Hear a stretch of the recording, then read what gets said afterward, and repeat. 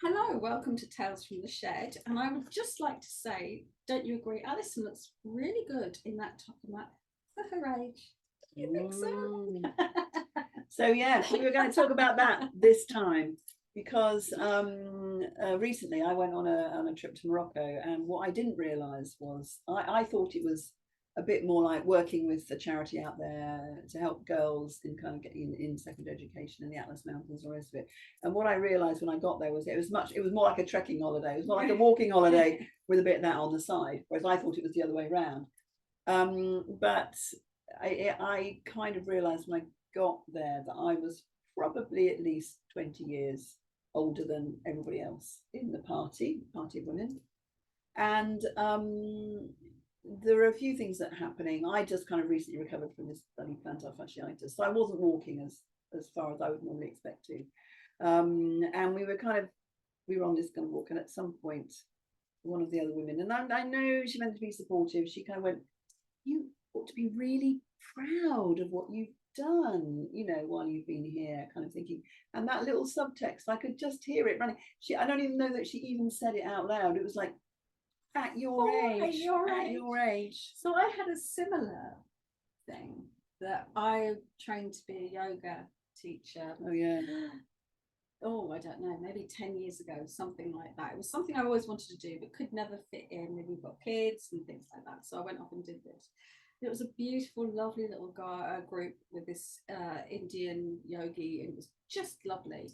And he was just so open and accepting. And it was in Bristol, and it happened that there were about 6 or 7 Bristol mums. So they all lived very close to each other. So they were all very close. So I was a little bit, because I was 50, I was a little bit older than them, and my children were grown up. So, there was a little bit of us and them, because they were very nice. But we did this posture, and I'd never done it in my life, which was the wheel or the crab. And even as a little kid, I could never do it, and every kid could do it. And somebody said, "Oh, you're so good." She said, you should be very proud of doing that. She said, "I really hope," she said, "you are inspirational. You are inspiration." So like Alison, I'm thinking, I'm inspirational. This is quite nice. And she said, "I hope I'm something like that when I'm your age. You're inspirational for us getting older." And it just felt like such a slump when I was right in the middle of my space. I know. So it was we're kind of having that conversation about your age. What does it mean? What does it mean? What does it mean? And it's almost like, can we do it the other way and say, yes, really, you don't walk very far and you're not that fit, and for your age, that's disgraceful. No, that doesn't sound good, does it? No, it doesn't sound good. But it is that kind of thing of, what are people saying, and what does that mean? That means that there is a norm of what you're supposed to be able to do. And then if you can somehow do a bit more than that, then at your age, you should be really proud of that. Because for me, it's not about at my age. For me, it's me. If I hadn't had the foot thing, yes, I would have been walking. Oh, you may have just been in a mood not to want to walk that day. I know. So it's nothing to do with my age. So, and I've got a friend who's in her 70s, and she just whoops my ass when we go uphill. She goes faster when she goes uphill. So I don't think I would be able to saying to her, "You're looking really good for your age." No, but it's like we're defined by these labels again, isn't it? Rather than, I'm not somebody that particularly likes walking, or I am somebody that particularly likes walking, or I'm not somebody that I particularly like doing yoga. And it's not because I'm 50, 60, 70. I don't particularly want to do it. But and what is it about age? What is it saying? There's an expectation. I suppose it reminds me of when I was having a conversation with somebody on the phone, and I mentioned that I'd been at university in the 70s, and they said, "Can I just ask how old you are? Because you've just mentioned it, but you sound really young on the phone." Because that's the thing, if you've got a voice, it doesn't necessarily tell your age. No. So, and it was in the days before Zoom calls. So I think it was just on the phone. So all that kind of stuff.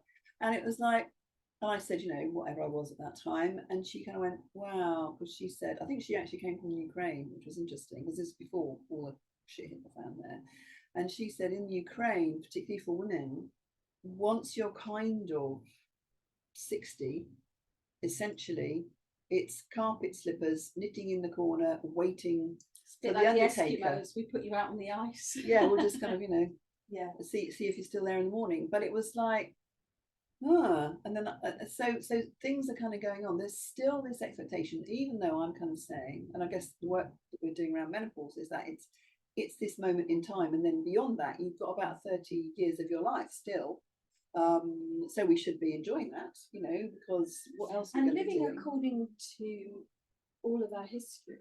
I used to do all of this. I don't really want to do it now. Not I can't do it now.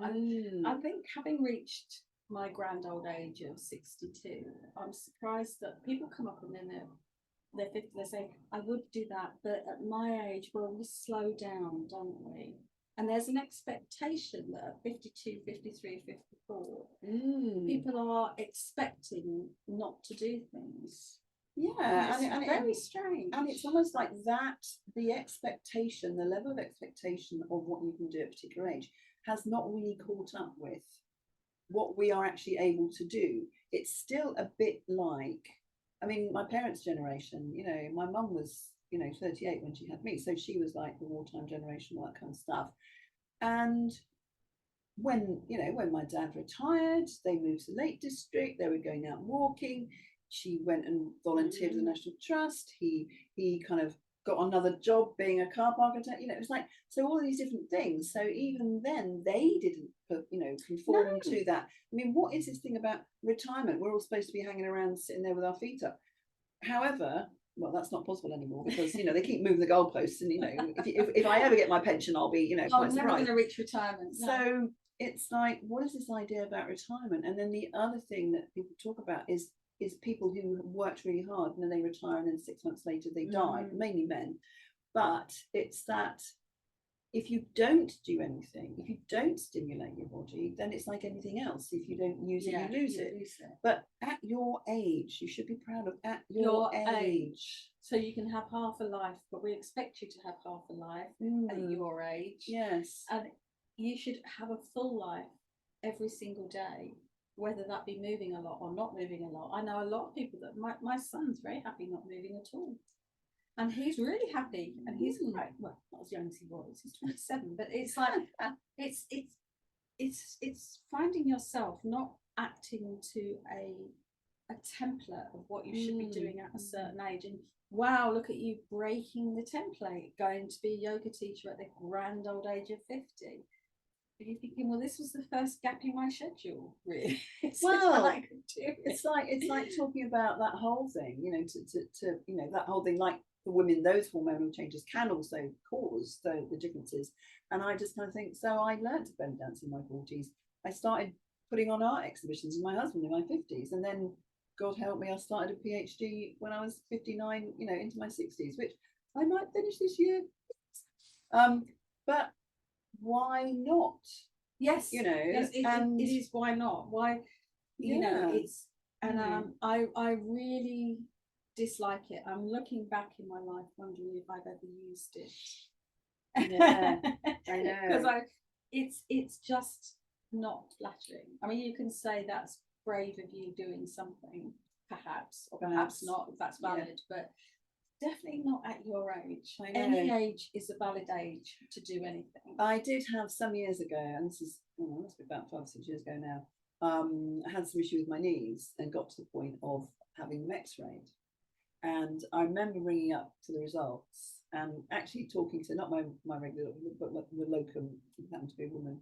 And I remember so we got the results in, and I said, so what are the results? And she said something like, did she say kind of, it was like a kind of normal wear and tear. It was like, there wasn't anything particularly wrong with my knees that they could see. And I went, did it say at my age?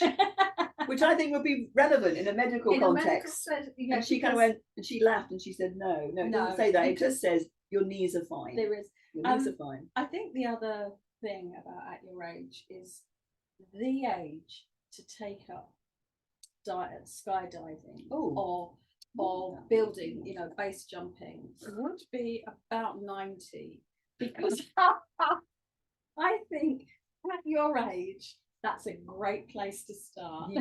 Yeah, because you don't have to worry about You it. don't really. worry. You think on one hand or on the other hand. Yeah, is but that I've done it going to based work?